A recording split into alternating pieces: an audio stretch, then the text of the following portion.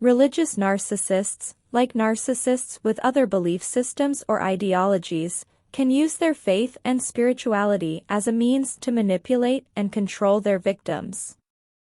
It's essential to remember that not all religious individuals are narcissistic, and narcissism exists in various forms across all walks of life.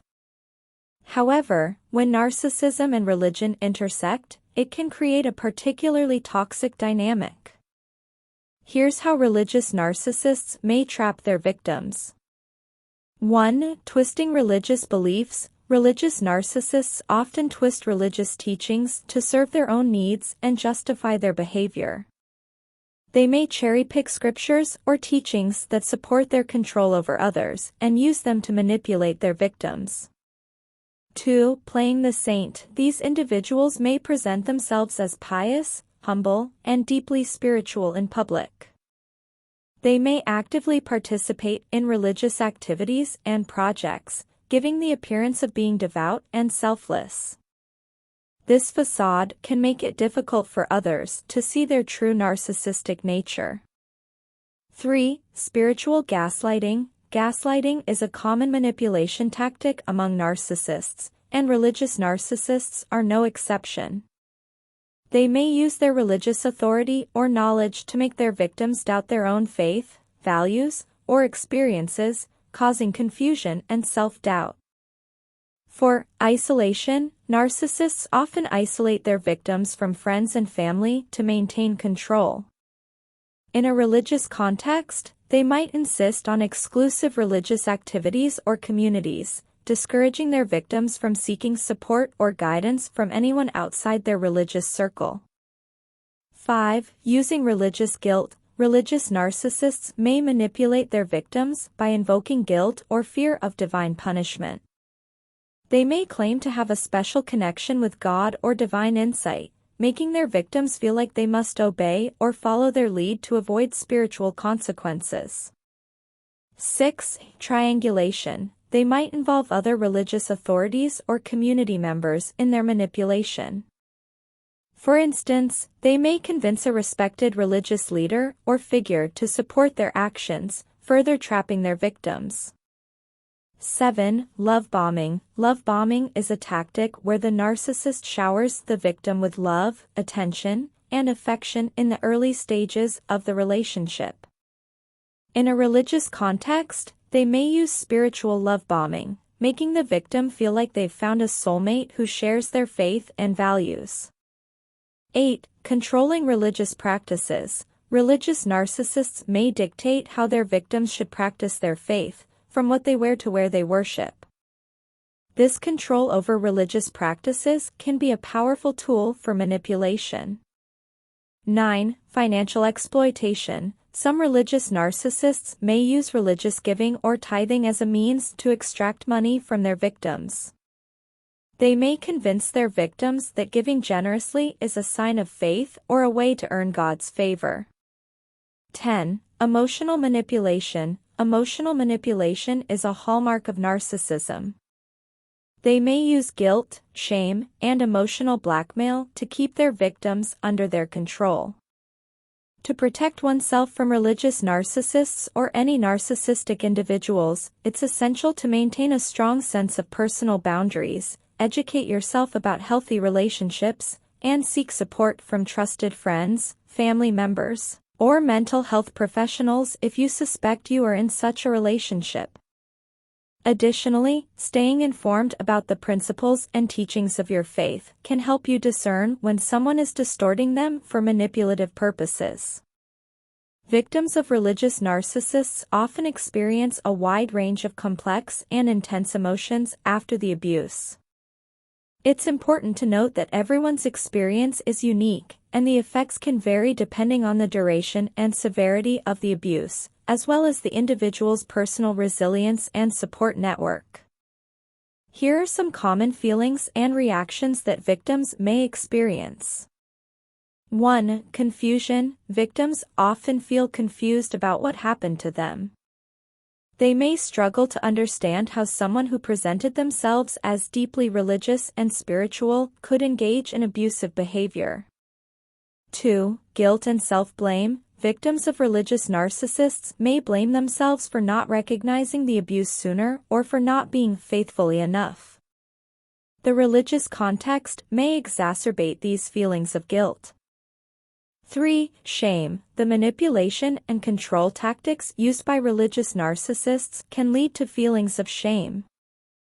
Victims may feel ashamed of their actions during the abusive relationship or feel ashamed about the abuse itself.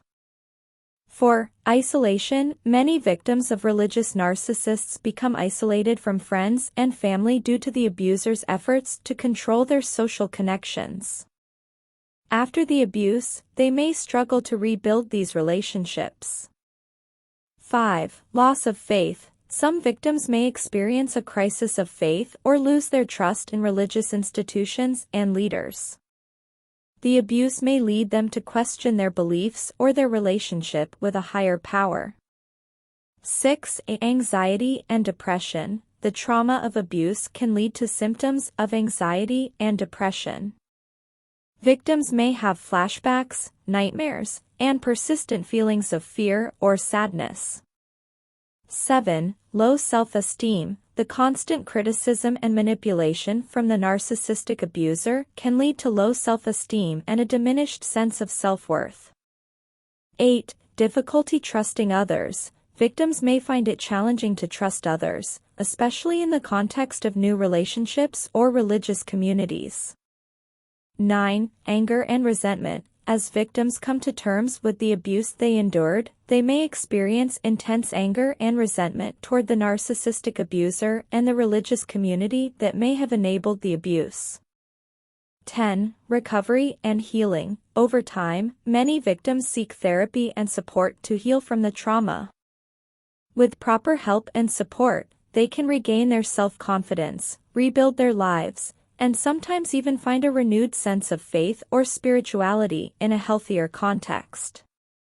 It's essential for victims of religious narcissistic abuse to seek professional help, such as therapy or counseling, to address the emotional and psychological impact of the abuse.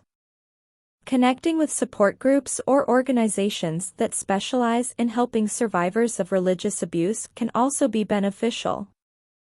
Ultimately, healing from religious narcissistic abuse is a process that may take time, but with the right support and resources, recovery is possible. Recovering from religious narcissistic abuse is a challenging but essential process for healing and reclaiming your life. Here are steps and strategies to help you get over such abuse. 1. Acknowledge the abuse. The first step in healing is to recognize and accept that you were a victim of religious narcissistic abuse. Understand that it was not your fault, and you deserve to heal and live a healthy life. 2. Seek professional help. Consider working with a therapist or counselor who specializes in trauma and abuse recovery. They can provide you with the tools and support needed to heal emotionally and psychologically. 3. Connect with supportive people. Reach out to friends, family members, or support groups who can empathize with your experience. Talking to others who have gone through similar situations can provide validation and comfort. 4. Set boundaries. Learn to establish and enforce healthy boundaries in all areas of your life. This includes setting limits with people who may try to manipulate or control you, whether they are religious or not. 5. Educate yourself. Gain knowledge about narcissism, manipulation, and abusive tactics. Understanding these concepts can help you recognize unhealthy patterns and avoid falling into similar traps in the future. 6. Self-care. Prioritize self-care practices such as meditation, exercise, a balanced diet, and adequate sleep. Self-care is crucial for rebuilding your physical and emotional well-being. 7. Journaling. Keeping a journal can be a therapeutic way to express your feelings and thoughts. It can also help you track your progress over time. 8. Reconnect with your faith. If desired, if your faith was affected by the abuse, consider exploring your spirituality in a safe and healthy way. Seek religious leaders or communities that promote love, support, and genuine faith without manipulation. 9. Practice mindfulness. Mindfulness techniques can help you stay grounded in the present moment and reduce anxiety or intrusive thoughts related to the abuse. 10. Forgiveness. If appropriate, forgiving the abuser is a personal choice and not always necessary for healing. However, forgiving them can be a powerful way to release the emotional burden and move forward. Remember, forgiveness is about your healing, not absolving the abuser of their actions. 11. Legal actions. In some cases, you may need to take legal action against the abuser, especially if they are still posing a threat to you or others. 12. Stay patient. Healing from religious narcissistic abuse takes time. Be patient with yourself and celebrate small victories along the way. There may be setbacks, but these are part of the healing process.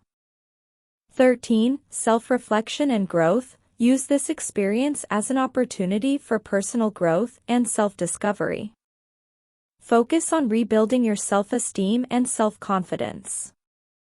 14. Maintain no contact. If possible, maintain strict no contact with the narcissistic abuser. This is essential to prevent further manipulation and abuse. Remember that healing is a unique journey for each individual. It's okay to seek help and take as much time as you need to recover fully. You are not alone, and there are resources and support available to assist you in getting over religious narcissistic abuse and moving towards a healthier, happier life. If you like this video, please subscribe to my channel.